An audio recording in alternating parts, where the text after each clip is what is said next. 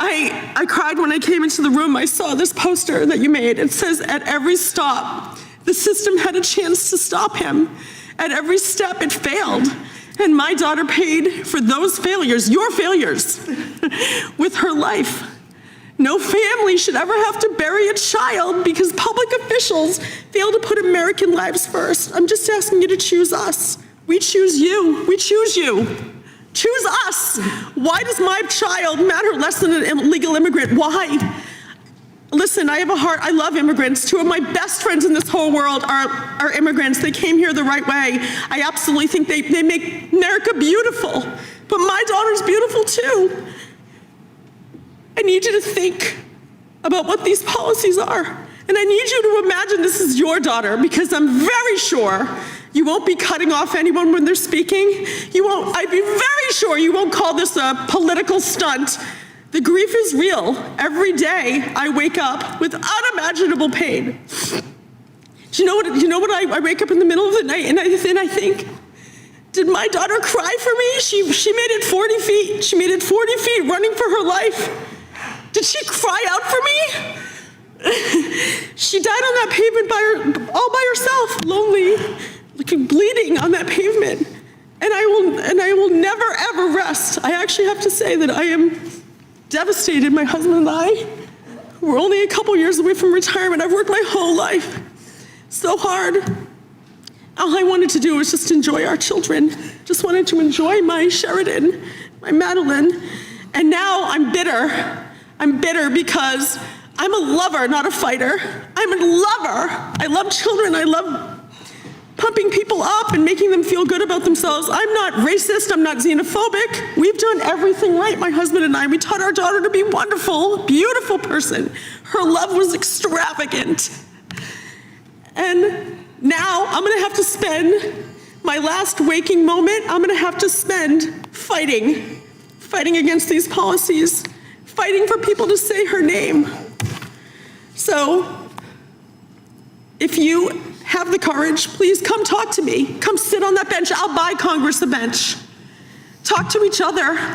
Talk to each other. We shouldn't be screaming across the room. I mean, we also shouldn't say but, because I have to just say, and I understand that you're here for a reason. I don't understand why it's only the Republican side that cares about our American children. And I know that you're a mother. I know that you're a father. I deeply value that. But basically what you just did, what you said was, I'm so sorry for your loss. I have a daughter too. I have a son. I feel your pain. You don't feel my pain. Because the next words out of your mouth were, but. There's no but. When your child is in a coffin, there's no but. And I need you to understand that. And if you ever want to talk about it, I'm here. I'm going to buy you a bench. I'm going to buy, you can put that on the record. I'm going to buy Congress a bench. And they can come and sit and hold my hand and look me in the eye and explain to me why illegal immigrants are more important than my daughter. I really want to know because I don't understand. Please, I welcome you. I will listen. I will listen. I care. I care. I just need you to explain it to me because I don't and I fear I will never understand. Thank you. Thank you for your testimony. I can't imagine how difficult this appearance is for you, and we thank you for being here today. And we'll now proceed under the 5-minute rule with questions, and we'll begin with Mr. Tiffany. Thank you, Mr. Chairman. Thank you, Mr. Abraham and Mrs. Gorman, for being here. We are proud to cite the names of Sheridan and Katie here before this Judiciary Committee hearing. And Mrs. Gorman, would you say you, your neighbors, and your community are safer when a government protects violent criminals and illegal aliens over Americans? No. Same question, Mr. Abraham. No, they're not. Mrs. Gorman, do you believe that your state or this country is safer when criminal illegal aliens are released into our streets? No. Mr. Abraham? No, not at all. So in my home state of Wisconsin, we had a terrible situation, not unlike what you're experiencing, where there's a sanctuary community, Dane County, that allowed an illegal immigrant from Venezuela, let him free, and he was arrested over 100 miles away in a little community, Prairie du Chien, Wisconsin. The charges were domestic violence, sexual assault, child abuse, and strangulation. Fortunately, the woman did not die, but it had to be horrific. So when thinking about that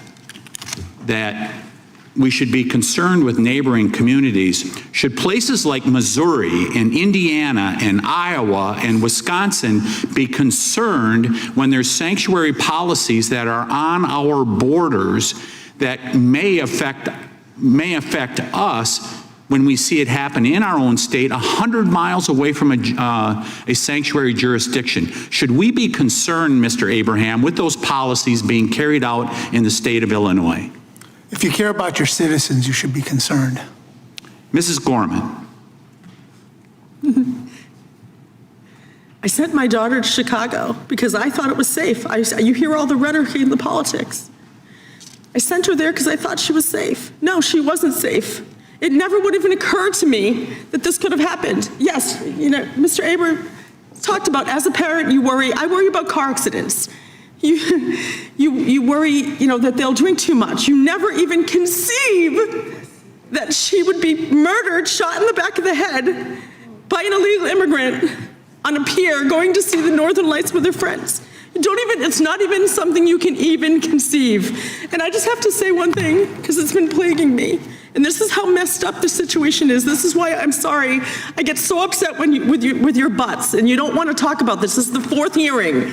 Do you know what I'm thankful for? And this is so messed up. I'm going to say I'm thankful. After hearing, I didn't even know what an angel family was. Had no idea. Never even heard about it. There's so many out here. You know what I'm thankful for?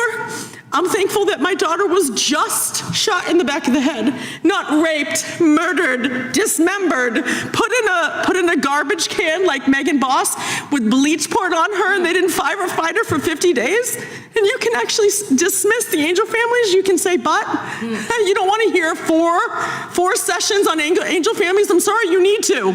You need to. I'm actually thankful that my daughter wasn't raped.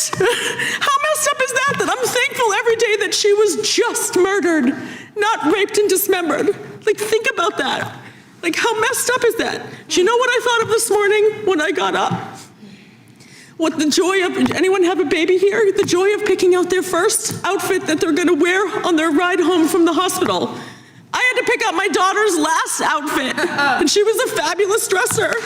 We had 100 people come to our home, 100 friends and family came to her home. We had her cremated, actually, after. And they all decorated her urn with rhinestones. All of them put it on there. She is fabulous, even in death. But the first time, all the excitement of having a child and then having people make excuses and buts. I'm sorry.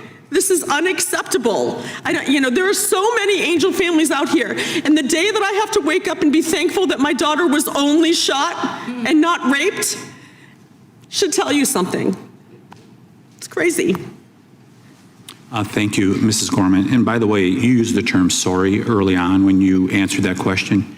You never have to apologize. Never apologize for the story that you are delivering to the American people. Mr. Chairman, I yield back. Gentleman yields back. Can I just say one thing? I am sorry. I'm sorry I have to be here. I'm sorry. I'm actually, like I said, I'm a lover. I'm a lover, not a fighter. I'm not a public speaker. I'm not someone who ever speaks out about things. I actually am very bitter that I have to be here, number one, but now I'm going to have to fight for my daughter. I am sorry that I have to be here and that I have to even oppose anyone. Ms. Thank It's you. crazy. Ms. Jayapal. Sorry.